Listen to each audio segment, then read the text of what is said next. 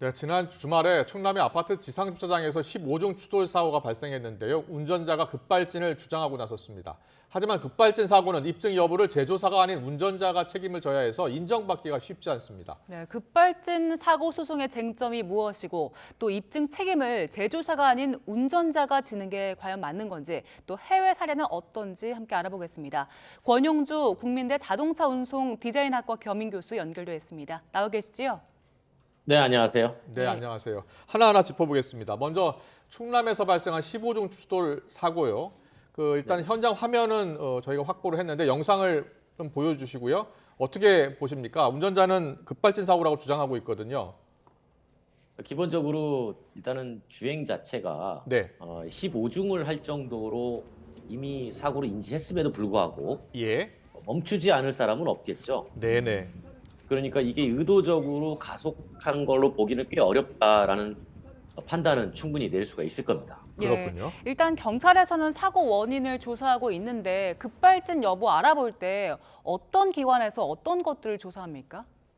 보통 이제 급발진의 여부를 확인하기 위해서 이제 경찰이 국과수로 보내고 이제 네, 국과수에서는 관련된 또 자동차 관련 기관인 교통안전공단 산하 기관에 보내서 네. 일단 이벤트 데이터를 뽑아냅니다. 여기서 이벤트 아, 데이터라는 게 뭐냐면 음, 여기서 이벤트는 사고를 의미하고요. 예, 예. 그 사고가 나기 전까지 가속 페달을 밟았냐, 브레이크 페달을 밟았냐라는 게 기록에 남게 되어 있습니다. 예, 그 기록을 뽑아서 가속 페달을 밟았다 또는 브레이크 페달을 밟았다를 이제 판단을 하게 되죠. 그런데 그 이벤트 데이터를 가지고 사례를 봤을 때 예, 실제로 현상은 급발진이라고 주장을 했지만 네. 그 순간에 가속 페달을 밟았다라고 나온 결론은 아직 없었다는 거죠. 그런데요, 그 기록에 가속 페달을 밟지 않아도 기록에는 표시될 수도 있지 않나요?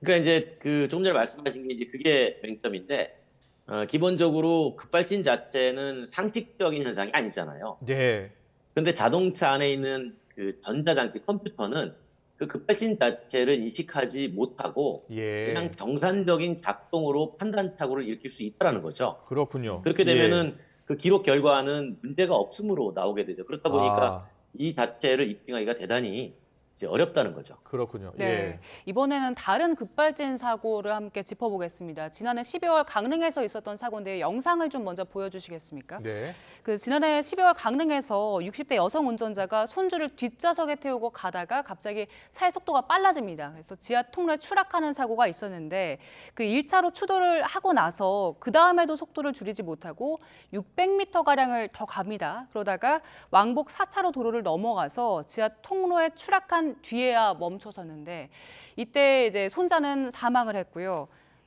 유족 측에서는 급발진 사고를 주장하고 있는데 이번 사고는 전문가 입장에서 보기에 어떤 상황입니까? 그러니까 상식적으로 이미 그 제어등이 쉽게 말하면 브레이크를 밟았다는 게 그 뒤에 리어 램프에서 확인이 되잖아요. 예, 예, 그런 상황이라면은 운전자가 브레이크 페달을 밟았구나. 그러면 아, 브레이크가 지금 듣지 않는 상황이다라고 우리가 추정을 할 수가 예, 있겠죠. 예, 근데 급발진 같은 경우에는 물론 실제로 판단을 내보면 오조적인 경우도 있지만 네, 그 아무리 베테랑 운전자가 급발진을 하지 않을 가능성이 있다고 하더라도 네, 네, 어, 운전을 잘하는 사람도 물론 순식간에 착각할 수는 있지만 예, 기본적으로 가속 페달을 밟았다고 했을 때 차가 앞으로 간다는 걸 인지를 못할 사람은 없다라는 거예요. 예, 예, 네. 그러면 이제 분명히 운전 정도 하는 사람들은 바로 브레이크 저 가속 페달에서 발을 옮겨가지고 브레이크 페달로 옮겨갈 텐데 네, 네, 그 브레이크 자체를 밟아도 듣지 않는다라는 거니까 그러니까 네. 세우는 것 자체가 어려우니까 이걸 어떻게 좀 제조사가 무언가 좀 조치를 취해야 되지 않겠느냐라는 생각을 충분히 해볼 수 있죠. 그렇군요. 예. 그럼 브레이크를 밟으면 이제 뒤에 등 표시가 나기 때문에 브레이크를 밟았다라는 것을 우리가 확인할 수 있는데요. 지금 조금 전 소개해드린 그 사건, 지난해 12월 강릉에서 난 사건은 소송으로 가고 있는 것 같더라고요. 그런데 네네네. 소송 책임을 운전자가 져야 한다는 게 무슨 뜻입니까? 그 입증 책임을. 그러니까, 그러니까 예. 기본적으로 저도 급발진 관련해 가지고 오랜 시간 동안 많은 이제 연구자들하고 얘기를 해보면 예, 예. 이 급발진에서 가장 중요한 건 그 급발진이 일어났다는 그 현상 자체가 재현이 돼야 됩니다. 음, 근데 지금 예. 아직 과학적으로 그 원인을 알 수가 없는 상황이에요. 그러다 보니까 그 순간 자체가 재현이 되지 않는 거죠. 그러면 소비자 아. 입장에서는 이걸 법원으로 가져갈 수밖에 없는 상황이잖아요. 할 수 예, 있는 예. 네. 방법이. 예. 그렇다면 법원이 이걸 인정을 해줘야 되는데 음. 그 법원 자체도 증거가 없다는 거죠. 그런 네. 측면에서 인정이 쉽지 않다라는 거예요. 그러면 그렇군요. 소비자가 입증을 해야 되면 소송 과정에서 제조사는 어떤 거랍니까? 그러니까 이게 흥미로운 거는 2020년에 예. 그 법원이 급발진으로 인정한 사례가 한 건 있습니다. 한 건 있다고요? 예. 네, 한 건이 있는데 이때 내용을 자세히 들여다보면 예. 많은 언론에서는 제조사가 책임지는 걸로 보도가 됐지만 그게 아니고 아. 일단 운전자의 오조작 가능성이 낮다. 아. 그러니까 이것은 급발진 결함으로 인정할 수는 없으나 예. 어쨌든 운전자가 실수한 건 아니다. 음. 그러니 제조사가 보상을 해라. 이렇게 결론이 난 겁니다. 네네. 그러면 그 당시에는 차의 속도가 올라갔을 때 비상등을 분명히 켰고 그 운전자가 다른 차에게 피해를 입히지 않기 위해서 이제 막 갓길로 주행을 했단 말이죠. 예. 그 자체는 운전자가 급발진에 대응한 행동이었다는 거죠. 그렇군요. 그렇게- 예. 근데 이제 이게 또 반대로 얘기해 보면 음. 그렇다고 제조사에게 책임은 분명히 지운 거지만 그 원인 자체가 자동차에 있다라고 결론낸 건 또 아니었습니다. 아, 그렇군요. 애매한 판결을 한 거예요, 보면. 그런데 네네. 지금 많은 이 급발진을 주장하는 소비자들은 제조물 책임법 3조를 바꿔야 한다라고 요구하고 있습니다. 그 제조물 책임법 3조를 보면 피해자가 이 제조물에 결함이 있었고 손해가 발생했다는 사실을 입증해야 한다 이렇게 써져 있거든요. 이거 어떻게 고칠 수 없겠습니까?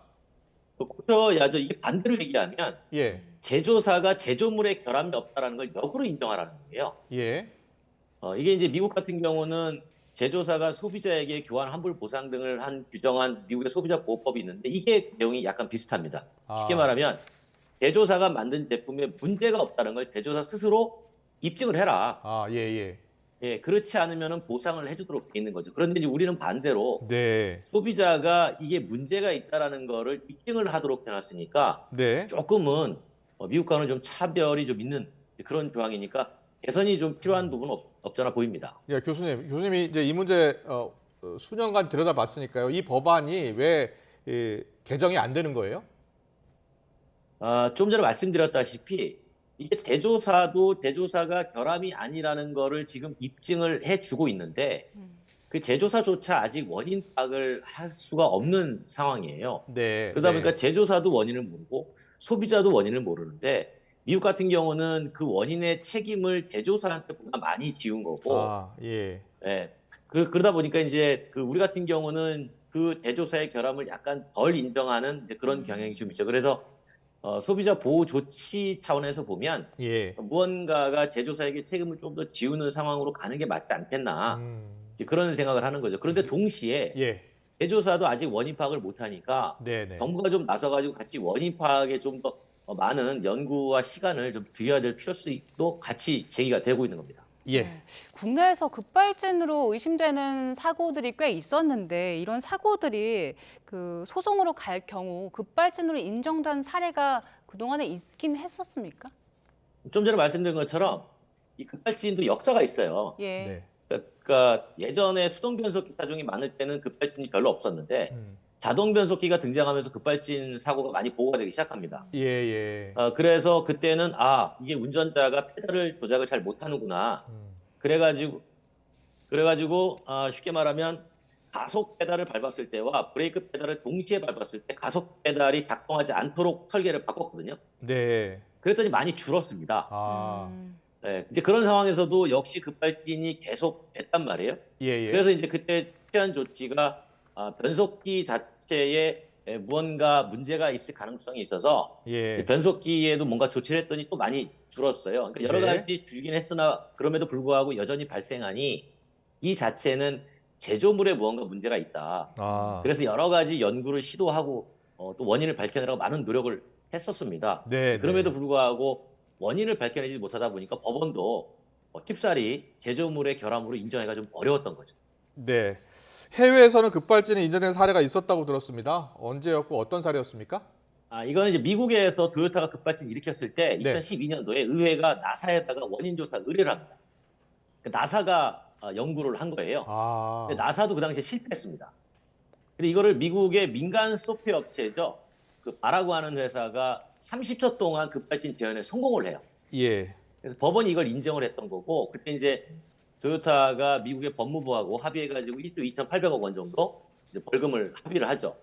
어쨌든 30초 동안 의도하지 않은 가속을 제한한 것 자체가 성공을 했기 때문에 그 자체가 이제 증거로서 인정이 됐던 건데 네. 그럼에도 불구하고 토요타는 우리는 소비자를 위해서 보상을 하게 한 거지 이 급발진 자체를 인정한 건 아니다. 이렇게 항변을 했었죠. 그렇군요. 예. 예. 교수님 마지막으로 짧게요. 만약에 내 차가 이렇게 급발진 상황에 놓이게 되면 그때 운전자는 어떻게 대처해야 합니까? 시중에는 많은 방법들이 얘기를 합니다. 이를테면 뭐 시동을 끄세요. 예. 그리고 브레이크를 밟고 사이드를 올리고 무언가 조치를 하세요라고 네, 하지만 그 상황이 발생하면 브레이크도 작동하지 않고요. 네. 사이드를 올려도 작동하지 않습니다. 음.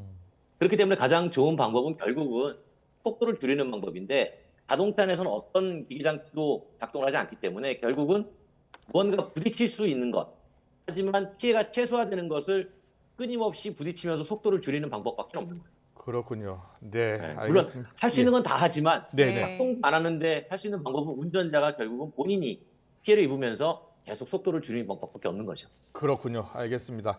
전문가 입장에서도 이제 급발진이 지금 왜 일어나고 있는지 정확히 제조사도 모른다고 하니까요. 당국 차원에 그리고 제조사가 함께 정확한 원인 파악에 나서야 될 것 같습니다. 여기까지 듣겠습니다. 권영주 국민대 자동차 운송 디자인 학과 겸임 교수와 함께했습니다. 잘 들었습니다. 고맙습니다.